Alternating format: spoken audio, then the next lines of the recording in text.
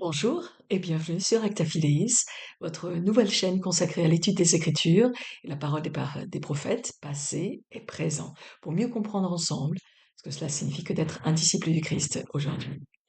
Je vous invite à me rejoindre tous les 15 jours pour 30 minutes et plusieurs principes extraits de l'étude des doctrines et alliances en accompagnement du programme Viens et suis-moi. Je vous invite aussi à tourner les notifications, à liker, à laisser un commentaire et à partager. Voilà, c'est parti. Acta Fideis, saison 1, épisode 6.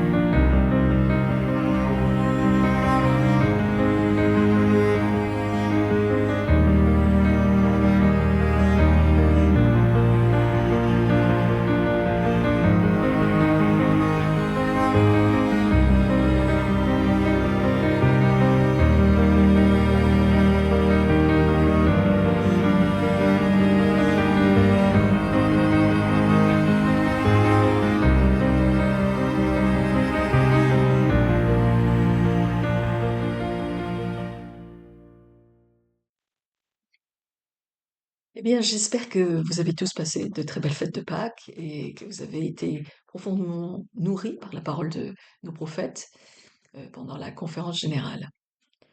Alors pour cet épisode 6 qui va se focaliser sur les sections 30 à 36, mais aussi les messages d'études d'écriture pour Pâques. Le premier principe dont je voulais vous parler aujourd'hui m'a beaucoup frappé alors que j'étudiais en fait particulièrement la section 31. Et c'est le principe de loyauté envers la famille. Alors la famille, évidemment, c'est au cœur de l'évangile. C'est un principe éternel. Nous sommes tous des enfants de notre Père et de notre Mère céleste. Tout a commencé d'ailleurs avec une famille, que ce soit dans la vie prémortelle, mais aussi sur Terre avec Adam et Ève. L'Église est basée sur un système patriarcal, bien sûr, fondé sur la justice et l'autorité de la prêtrise. Alors la famille, dans le premier tiers du XIXe siècle, aux États-Unis, c'est une famille traditionnelle avec 75% de fermiers. Et il va y avoir en fait un changement qui va s'opérer à partir des années 1840-1850 avec les premières usines et l'explosion en fait de travail de bureau. Tout cela offre de meilleurs salaires et cela va impacter profondément en fait la façon qu'ont les gens de fonctionner en fait. Cette région nord-est des États-Unis. Jusque-là, la responsabilité principale, la responsabilité familiale principale était sur les épaules du père. Tout cela en fait va changer et c'est intéressant parce que on trouve en fait cette référence à la responsabilité paternelle de prendre soin de la famille plus de 17 fois dans les doctrines d'alliance. Et ce changement, en fait, dans le travail, va changer, en fait, la dynamique de la famille. Les femmes vont avoir plus de responsabilités, les enfants vont partir de la campagne, le tissu familial, en fait, va imploser. Dans ce contexte, en fait, de changement très profond de la société américaine, à partir des années 1840, s'inscrit l'histoire tragique de Thomas Marsh. Alors Thomas Marsh, c'est un converti à l'Église. Il a eu un début de vie très compliqué, justement, il n'y avait pas de père à la maison, il s'est enfui, il avait 14 ans, il est parti à Boston, il s'est marié, mais il avait la capacité en fait de ressentir l'esprit très profondément. Et il ressent en fait à Boston un jour une nouvelle église va s'élever, et que cette église sera centrée sur la vérité, mais la vérité dans sa pureté. Et donc il va commencer à rechercher en fait l'église du Christ tel qu'il le définit en fait à l'époque. Cette recherche va l'amener en 1829 à commencer de voyager vers l'Ouest, là encore après une inspiration. Il va y rencontrer Martin Harris, donc en 1829, et un petit peu après, il va voir d'ailleurs le premier livre de Mormon imprimé. Il va continuer ses voyages et il va rencontrer Oliver Cowdery, il va s'installer à Palmyra, et il va faire venir sa famille et ils vont tous se joindre à l'église. Et Thomas Marsh, justement, grâce à cette capacité à ressentir l'esprit, mais aussi parce qu'il a démontré une telle volonté, en fait, de trouver la vérité, va trouver sa place dans l'Église assez facilement, assez rapidement. D'ailleurs, on nous explique dans les sections des doctrines d'alliance qu'il sera appelé physicien de l'Église. Alors, physicien de l'Église, on ne sait pas exactement ce à quoi ça faisait référence. Est-ce que c'était une sorte de docteur? On sait qu'il a pris soin en fait de quelques personnes. Est-ce que c'était plus un docteur des âmes tel qu'on le comprend en fait à la chrétienté à l'époque? C'est assez confus. Enfin, il va être appelé grand prêtre très rapidement. Il va servir deux missions et en 1835, donc, il sera appelé premier président du Collège des Douze. À cette époque-là, il y a beaucoup de problèmes au sein du Collège des Douze. Les apôtres sont disciplinés, ils servent des missions l'un après l'autre. Il y a beaucoup de différends quant à l'organisation de l'Église et aux doctrines, en fait, de l'Église. Il y a une violence croissante avec les voisins, tels qu'ils les appellent à l'époque, les voisins du Missouri. Violence de la part des habitants du Missouri, mais aussi de la part des membres de l'Église. Et tout cela va créer de disharmonie, de désunité en fait au sein du Collège des Douze. Et en 1837, eh bien, il y a la fameuse histoire de la crème. Alors, l'épouse de Thomas Marsh et une autre sœur de l'Église échanger le lait, la crème, etc. Et la femme de Thomas Marsh va être accusée publiquement d'avoir gardé plus que sa part le meilleur de la crème et donc d'avoir volé les affaires. Et Thomas Marsh va soutenir publiquement son épouse. Il va s'opposer à tout le monde. Son épouse sera jugée coupable et il continuera en fait à la soutenir publiquement, étant le garant en fait de la réputation de sa femme. Et il a dit je la soutiendrai publiquement et continuerai à le faire, même si je devais aller en enfer pour cela. Et à partir de ce moment, à partir de cette condamnation qu'il ressent comme injuste de son épouse, le fait qu'elle soit publiquement en fait réprouvée, à partir de ce moment-là, Thomas va commencer à s'opposer de manière assez ouverte aux dirigeants de l'Église et particulièrement à Joseph Smith.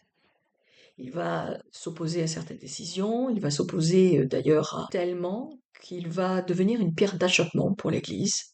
Il va quitter l'Église et ses actions vont permettre la persécution des saints pour les années à venir. Et ce qui est très intéressant, c'est que lui-même a expliqué qu'à un moment donné, eh bien, il est devenu jaloux du prophète et qu'il recherchait le mal. Il a été offensé, comme beaucoup d'autres, par la personnalité de Joseph Smith et par ses erreurs d'homme. Il est devenu en fait un opposant à l'Église. Et donc je lisais en fait la biographie de Thomas Marsh et que je lisais particulièrement cette section 31, ce principe de loyauté familiale m'a beaucoup touchée. Alors, dans la section 31, à partir du verset 2, il y a trois versets particulièrement que je trouve intéressants. Le premier, c'est le verset 2 qui dit voici, tu as eu beaucoup d'afflictions à cause de ta famille, néanmoins je te bénirai, ainsi que ta famille, oui, tes petits-enfants, et le jour vient où ils croiront, connaîtront la vérité et seront un avec toi dans mon église. Verset 5 dit, c'est pourquoi manie ta faucille de toute ton âme, tes péchés te sont pardonnés, et ton dos sera chargé de gerbes, car l'ouvrier mérite son salaire. C'est pourquoi ta famille vivra. Et le verset 9, sois patient dans les afflictions, n'insulte pas ceux qui insultent, gouverne ta maison avec humilité et sois ferme. Je me suis dit, en tant que membre de l'Église, avec la connaissance que l'on a de l'Évangile, le principe de famille est au centre de notre foi. Et pourtant, certains prophètes des Écritures ont décidé de se désolidariser de leur famille. Je pense à Néphi, par exemple, qui après avoir enduré des années de persécution de la mort et Lémuel, est finalement parti de son côté avec sa famille. Je pense à Abraham et Lot qui se sont séparés aussi. Il y a beaucoup d'exemples en fait dans les écrits où à un moment donné, eh bien, l'esprit enseigne, encourage à se séparer de cette loyauté familiale qui est tout à fait essentielle parce qu'elle est encore une fois au cœur de notre foi. Et en tant que chrétien, en tant que disciple du Christ, d'endurer les difficultés, d'avoir au cœur le désir de faire le bien, voir le bien aussi, d'aider ceux qui sont dans la souffrance, de pardonner ceux qui nous ont fait du mal, qui nous ont offensés. Donc cette loyauté familiale qui est au cœur de notre foi, au cœur de l'Évangile, connaît pourtant ses limites. Et les limites, eh bien, elles sont déterminées par l'esprit. La question qu'on peut se poser, c'est quand doit-on rester et quand doit-on partir? Dans Jean, au chapitre 8, on peut lire en fait l'histoire de la femme qui était prise en adultère et que le Christ va réconforter. Mais au verset 10, 11, donc le Christ lui dit Je ne te condamne pas non plus. Ses accuseurs sont partis. Va et ne pêche pas. Ce que l'on nous explique dans les Écritures, c'est que Jésus avait la capacité d'aimer complètement le pécheur tout en haïssant, rejetant le péché, et qu'il faisait la différence entre les deux. Alors, c'est beaucoup plus compliqué pour nous, bien sûr, puisque nous ne lisons pas dans les cœurs et que nos propres cœurs sont confus parfois, mais la position du Christ, c'est d'aimer le pécheur tout en condamnant le péché. Un autre moment, lorsque le Christ explique ou raconte l'histoire des lépreux, des 10 lépreux, le principe selon lequel, lorsque les lépreux ont été guéris, il leur demande en fait d'aller voir les prêtres. Alors, je trouve que c'est un principe intéressant, ça veut dire que finalement ils ont besoin d'aller voir les représentants de l'Église, la synagogue, les prêtres, pour officialiser en fait leur guérison, telle que comme lorsque on a besoin de se repentir, on va parler en fait à notre évêque, c'est le même principe. Mais ce que Jésus explique, eh bien, c'est qu'il y a un ordre dans son royaume et que le péché n'est pas acceptable. La lèpre, bien sûr, étant une maladie physique, mais elle était considérée comme étant une maladie morale. Alors, la grande difficulté que l'on peut rencontrer en tant que membre de l'Église, lorsqu'on réfléchit en fait à ce principe de loyauté familiale, c'est d'abord d'apprendre à faire la différence entre le péché et les erreurs, les faiblesses qui sont inhérentes à notre état d'être humain. C.S. Lewis, dans son livre Mere Christianity, nous explique ne perdez pas votre temps à vous demander si vous aimez votre voisin. Agissez comme si c'était le cas. Quand vous agissez comme si vous aimiez cette personne, vous allez peu à peu apprendre à l'aimer pour de bon. Et c'est ce que a expliqué Elder Marvin J. Ashton en 1984. Il a expliqué quand vous servez une personne, vous apprenez à aimer cette personne. On nous explique dans l'Église, on ne doit pas laisser tomber, on ne doit pas se décourager lorsque on fait face en fait à des difficultés au sein de notre famille, on se sent rejeté ou que l'on se sent jugé, l'on ne doit pas abandonner. Mais pourtant, comme je l'expliquais il y a quelques minutes, dans certaines situations, le Seigneur peut nous enseigner en fait à quitter un environnement toxique ou à accepter en fait le principe de libre arbitre, c'est-à-dire accepter la réalité, le fait qu'un frère, une sœur, des parents, des enfants, un conjoint vont résister à l'évangile et ne vont pas se tourner vers le Christ. On doit accepter en fait le principe de libre arbitre. Mais il m'a semblé, alors que je réfléchissais en fait à ce principe, qu'on ne peut être justifié qu'à partir du moment où notre cœur est vraiment pur, où l'on a fait tout ce que l'on pouvait pour aider, pour réconforter, pour enseigner, pour endurer. On a tout essayé, alors on peut partir. Et la meilleure écriture que l'on peut retrouver concernant finalement cet état de cœur qui est le but, se trouve, je pense, dans le chapitre 7 de Moroni. C'est à partir du verset 45, là, lorsque Moroni explique en fait les caractéristiques de la charité. Voilà ce qu'il dit.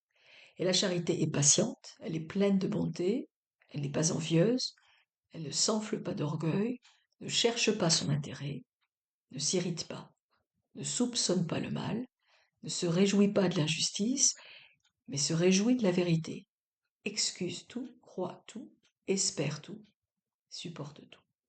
Et au verset 46, il nous dit, la charité ne périt jamais. Et donc cet amour pur du Christ, la charité telle qu'on le comprend, je pense, est requise lorsque l'on veut couper les ponts avec la famille, sachant que non seulement la famille est un principe divin, mais en plus, en tant que disciples de Christ, nous sommes appelés à tout supporter. Et donc si notre cœur est juste, si réellement on a fait preuve de patience, si on a essayé d'être dans la bonté, si on n'a pas été dans l'envie, si on a résisté à l'orgueil, si on n'a pas recherché son intérêt, si on ne s'est pas irrité, on n'a pas soupçonné le mal, on ne s'est pas réjoui de l'injustice, mais on s'est réjoui dans la vérité, eh bien, à partir de ce moment-là, si l'Esprit nous dit qu'il faut mieux couper les ponts, eh bien, peut-être que c'est le moment, que l'on est justifié, en fait, dans ce départ. Alors bien sûr, les prophètes nous ont expliqué, les apôtres nous ont expliqué à de nombreuses reprises, je pense particulièrement à Elder Oaks, au président Hinckley, il y a quelques années, que un abus violent, que ce soit mental ou physique, au sein de la famille est absolument inacceptable. Mais ça n'est pas ce dont il s'agit là, en fait. Il s'agit simplement de la difficulté de vivre ensemble et des faiblesses des uns et des autres, ou peut-être même de mauvaises décisions qui peuvent être prises par notre famille. Comme la femme de Thomas Marsh, qui a volé la dame avec laquelle elle faisait des affaires. Eh bien, dans ce cas-là, la question qu'on peut se poser, c'est jusqu'où on accepte la foi. Eh bien, on soutient la personne qui est dans la... Parce que finalement, on peut accepter que chacun a son libre arbitre. On peut aussi faire la différence entre commettre un péché, c'est-à-dire volontairement agir contre la volonté de Dieu, ou bien simplement être dans sa faiblesse. On peut accepter le libre arbitre de chacun, tout en ne se réjouissant pas de la justice, tout en ne soutenant pas l'injustice. La limite, elle est très fine, elle est très très fine.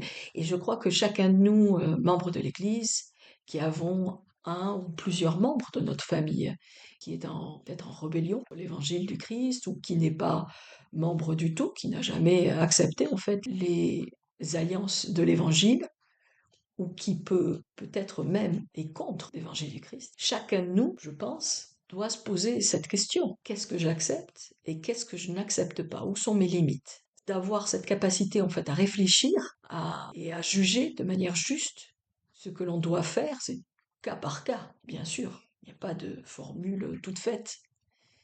Mais cela va se nécessiter, c'est certain, d'avoir le cœur pur, vraiment être en accord avec cette écriture de Moroni, d'être dans la patience, d'être dans la bonté, de ne pas s'irriter, de ne pas encourager d'orgueil, de ne pas rechercher le mal constamment, mais de ne pas se réjouir de la justice. Voilà, cette histoire tragique de Thomas More, qui avait tellement d'atouts pour lui, cette capacité incroyable à entendre les murmures de l'esprit, ce désir qu'il avait de rechercher la vérité, qui l'a amené comme ça à partir dans l'Ouest, à l'aventure, avec un sac sur le dos, qui l'a amené aussi eh bien, à se joindre à l'Église, à devenir un grand prêtre, à partir en mission 2 fois de suite, à être le premier président du Collège des 12 apôtres. Une histoire extraordinaire. Eh bien, il est tombé parce que il y avait ce sentiment d'envie, il soupçonnait le mal, mais il est tombé surtout parce qu'à un moment très important de sa vie et de la vie de l'Église, il a pris le parti de son épouse. Il a mis le bien-être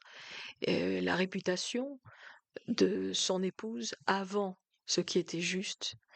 Il s'est rebellé contre le jugement du prophète et il s'est donc rebellé contre le Christ lui-même. Et la grande leçon que l'on peut recevoir, que l'on peut apprendre de cette histoire tragique de Thomas Marsh, c'est que on peut être très talentueux, on peut être très engagé dans l'Église et ne pas être immunisé contre l'orgueil et contre les mauvais choix. Thomas Marsh était un homme de grande qualité, de grande valeur. Il l'a démontré à de nombreuses fois. Mais lorsqu'il a fallu faire un choix très important et très douloureux, eh bien, il n'a pas fait le bon choix. Il a tout perdu et il est devenu en fait un instrument de destruction pour l'Église et pour les membres de l'Église du Christ. Alors, le deuxième principe dont je voulais vous parler aujourd'hui est extrait du plan d'étude de la semaine sainte de Pâques et fait référence au chapitre 21 de Matthieu. Ce chapitre, évidemment, concerne la dernière semaine de la vie mortelle de Jésus. Et au verset 13 et 14, on nous explique que Jésus a nettoyé la maison de Dieu, donc le temple, et des aveugles, des boiteux se sont approchés de lui et il les a guéris. Alors, la première évidente question à se poser serait, mais pourquoi a-t-il nettoyé le temple? Puisqu'il avait déjà accompli des miracles avant ça, pourquoi était-il nécessaire qu'il nettoie le temple? Et en réfléchissant, je me suis dit, mais ce qui se passait dans le temple, en fait, ce qu'il a nettoyé, c'était l'aspect commercial lié au sacrifice d'animaux pour cette semaine sainte, cette semaine de Pâques juive. Et en nettoyant le temple, en chassant ces vendeurs, ces personnes qui échangeaient en fait de la monnaie contre de la monnaie utilisée dans le temple pour acheter les animaux sacrificiels, le message en fait qu'il envoie, c'est qu'il n'y aura plus d'intermédiaires, qu'il n'y aura plus de marchands d'expiation, que les animaux sacrificiels ne sont plus nécessaires, que le grand sacrifice sera accompli à travers lui, et donc que tout ce commerce s'arrêterait. Donc c'est il me semble la première explication logique. Il nettoie le temple parce que effectivement il est venu accomplir la loi de sacrifice et donc tout l'aspect commercial qui était nécessaire et finalement qui ne devait pas se passer dans le temple, hein, ça c'est évident, mais qui était nécessaire quand même aux cérémonies de la Pâque juive, eh bien serait accompli en lui quelques jours après. La deuxième explication qui m'est venue, alors que j'étudiais ces écritures, c'est de comprendre à quoi le temple pourrait faire référence dans notre vie de tous les jours. Alors Paul l'a très bien expliqué, il a dit le temple, la maison de Dieu, c'est notre corps, nous sommes le temple de Dieu. Donc si l'on prend en fait cette image, on peut l'appliquer très facilement à la vie quotidienne. Imaginons que j'ai une plaie, eh bien, je vais d'abord la nettoyer avant d'appliquer un onguent qui permettra la guérison. Et donc, la perspective spirituelle de cet événement très important, Jésus a nettoyé le temple, ce serait de comprendre que avant de recevoir la guérison, comme ces boiteux, ces aveugles qui, nous dit-on dans Matthieu, qui sont venus voir Jésus dans le temple pour être guéris, avant de recevoir les bénédictions et la guérison, je dois d'abord nettoyer. Nettoyer quoi? Bien, nettoyer ma vie, nettoyer mon cœur, me délester de ce qui doit être peut-être éliminé, me purifier, changer pour être parfaitement prête à recevoir les bénédictions de l'expiation du Christ. En octobre 2017, Sister Marriott a expliqué ce principe de purification, en fait, faisait référence à un vase intérieur, et elle a utilisé une image qui, je trouve, est très belle. Elle a dit, pour réparer la brèche, donc lorsque le vase est fendu, lorsqu'il est fissuré. Donc pour réparer cette brèche et pour permettre au torrent d'eau de se déverser dans le vase de notre cœur. Donc ce principe de changer, de se délester, de se purifier, de nettoyer, comme Jésus a nettoyé le temple, ce serait pour réparer la brèche ou les brèches de notre cœur, les fissures de notre cœur, et permettre à cette eau dont Jésus a parlé à de nombreuses reprises, cette eau divine, de se déverser dans notre cœur. Et dans la section 19 des Doctrines et Alliances, au verset 16, Jésus explique ce par quoi il est passé lorsqu'il a accompli l'expiation. Car voici moi, Dieu, j'ai souffert ces choses pour tous, afin qu'ils ne souffrent pas s'ils se repentent. Et donc ce principe de nettoyage, en fait, de cœur, c'est le principe de repentance. Et non seulement il est nécessaire de se repentir, bien sûr, comme l'a très bien expliqué le président Nelson, de se repentir au quotidien, mais c'est vital si l'on veut recevoir la guérison et la bénédiction de l'expiation du Christ. Car comment retenir, en fait, recevoir d'abord les bénédictions de l'expiation si mon cœur n'est pas préparé, si mon cœur est fermé. Mais comment retenir en fait le pouvoir de l'expiation si mon cœur est fissuré, si ma vie est fissurée, comme l'expliquait Sister Marriott, réparer la brèche. Dans Malachie, au chapitre 3, verset 3, nous explique, Jésus-Christ divin, s'assiera, fondra et purifiera l'argent. Il purifiera les fils de Lévi. Bien sûr, cette écriture s'applique à nous tous, hein, non pas seulement les descendants de Lévi qui officiaient dans le temple, mais à tous les membres de l'Église. Donc il purifiera les fils de Lévi, il les rendra purs, comme on rend pur l'or et l'argent, et ils présenteront à l'Éternel des offrandes avec justice. On sait tous que l'or et l'argent, tous les métaux précieux particulièrement, doivent être profondément purifiés. Et le processus est long et très délicat pour séparer en fait le métal précieux de tous les rebuts. Et Jésus explique que avant d'offrir des offrandes avec justice, eh bien il faut préparer notre cœur, il faut nettoyer notre cœur. Alors tout cela a de multiples applications dans notre vie quotidienne. Par exemple, avant de prier, d'entrer en connexion avec, en communication avec Dieu, est-ce que je prends le temps de faire taire le bruit, de nettoyer mes pensées, les sentiments de mon cœur, pour arriver tranquille, nettoyé, en face du Seigneur, et de recevoir donc la bénédiction de son réconfort à travers le Saint-Esprit? Est-ce que, avant de demander une bénédiction, avant d'aller au temple, avant de recevoir la Sainte Seine, l'application est multiple dans notre vie. À chaque fois que je veux me recommuniquer avec Dieu profondément, est-ce que je prends le temps de nettoyer mon cœur? Est-ce que je prends le temps de me poser? Est-ce que je prends le temps de nettoyer les pensées de mon cœur? Cette idée de nettoyer notre vase intérieur me fait penser en fait à une expérience que j'ai eue il y a de très très nombreuses années. Je faisais du travail missionnaire avec les elders qui m'avaient demandé ce jour-là de les accompagner, les enseigner une jeune adulte qui se préparait au baptême. Et à la fin de la discussion, c'était plutôt bien passé, les elders m'ont demandé en fait de rendre témoignage sur mon expérience. Ça faisait pas très longtemps que j'avais joint l'église, donc mon expérience un peu avant, pendant et après mon baptême. Et l'un des principes que j'ai mis en avant, c'était ce principe de pureté, de purification même. J'avais vraiment ressenti profondément qu'il y avait des choses qui avaient été épurées par le Seigneur, et je l'avais ressenti particulièrement le jour de mon baptême. Vraiment, j'avais eu le sentiment quelque chose de nouveau, en fait. J'avais été un peu guérie, j'avais été un peu colmatée, un peu fixée, un peu réparée, et il y avait quelque chose de vraiment nouveau, en fait, dans mon cœur.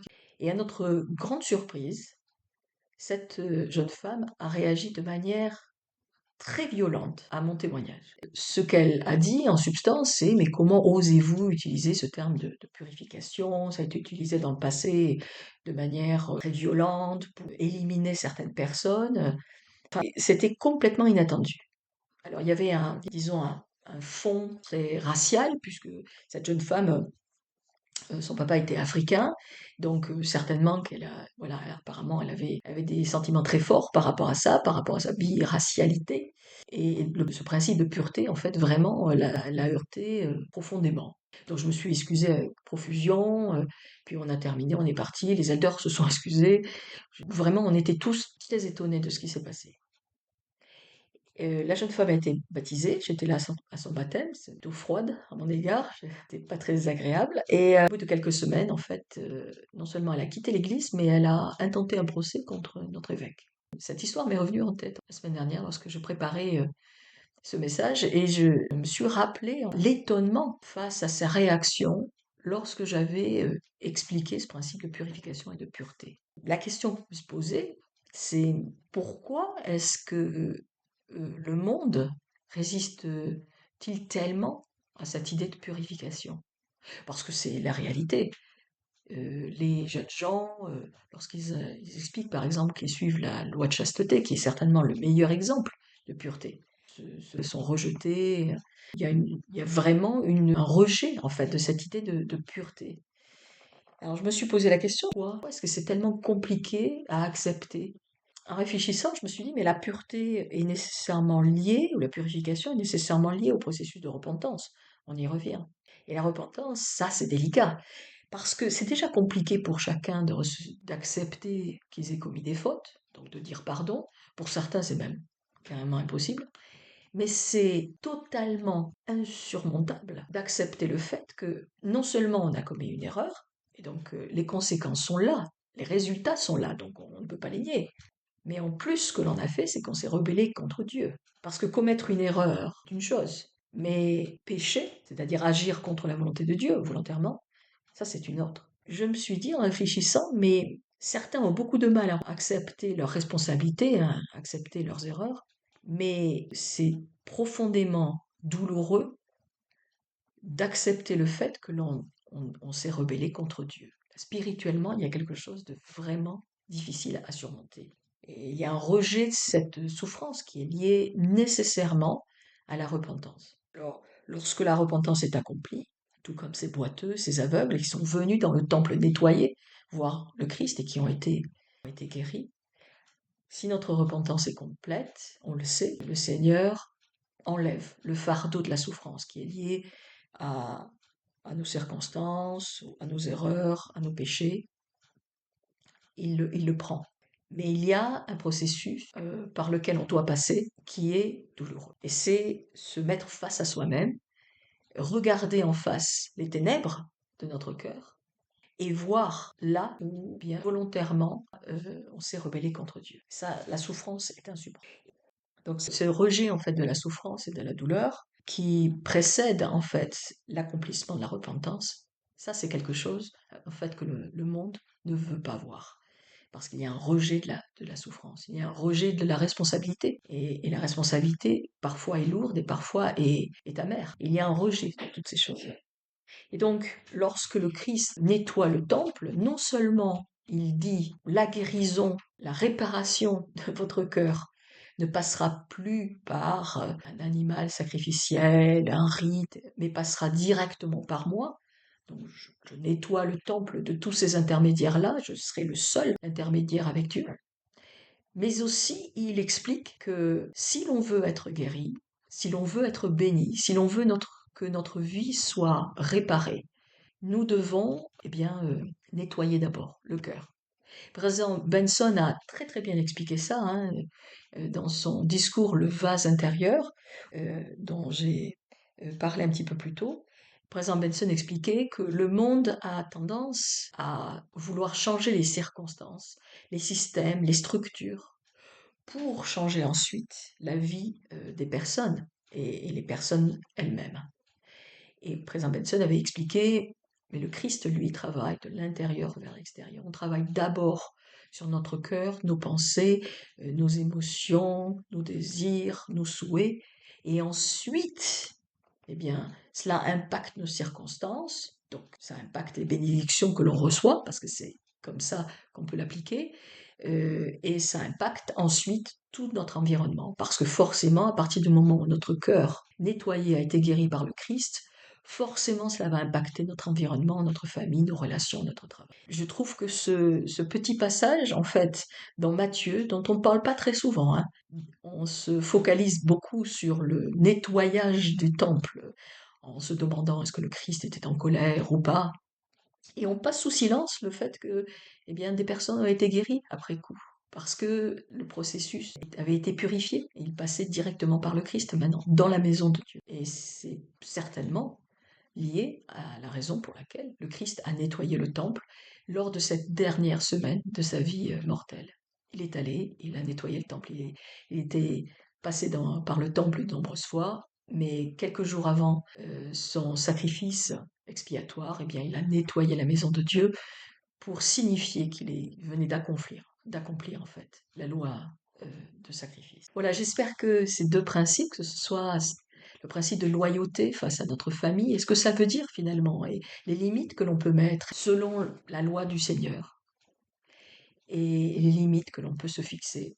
Et ce principe de nettoyer le vase intérieur avant de recevoir une bénédiction, quelle qu'elle soit.